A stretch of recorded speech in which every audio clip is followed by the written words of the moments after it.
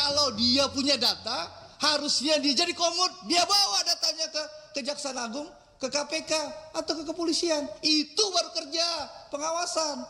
Kalau sekarang setelah Jaksa Agung di era Prabowo melakukan penangkapan, lalu dia ngebacot. Oh, kalau saya bisa, saya punya data. Lu ngapain aja lu bro selama ini gitu loh. Ini kan orang sudah pensiun, gak punya panggung politik, memanfaatkan kehebatan Kejaksaan Agung di era Prabowo untuk numpang tenar kembali supaya populer lagi. Gitu loh Pak. Andre Rosiade, Wakil Ketua Komisi 6 DPR dari fraksi Partai Gerindra, mengungkapkan kekesalannya terhadap tindakan Basuki Cahayapurnama alias Ahok, mantan Komisaris Utama Pertamina.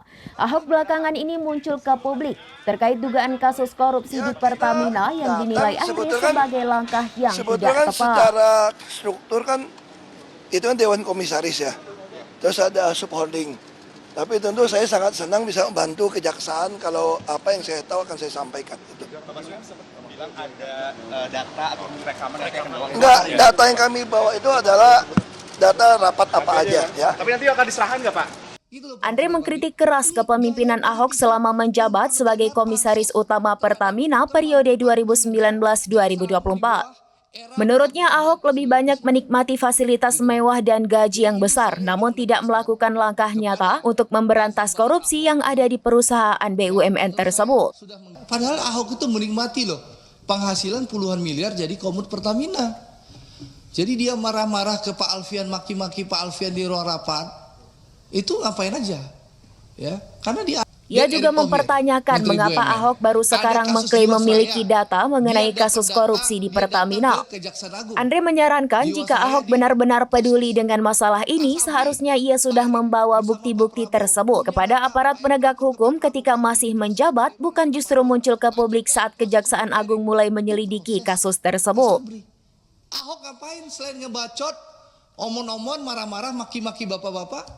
Apa yang dilakukannya? Ada nggak dia bawa data ke aparat penegak hukum? Nggak ada kan? Ngapain dipanggil?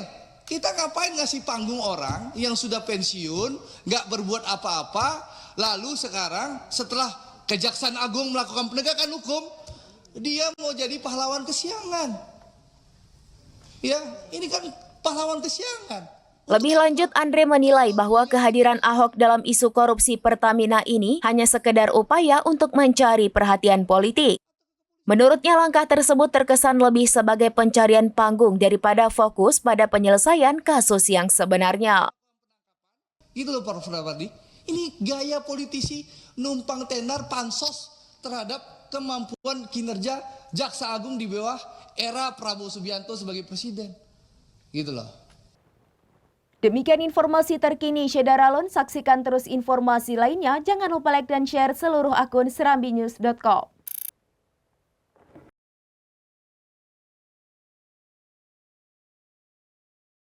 Download Tribun X sekarang, menghadirkan lokal menjadi Indonesia.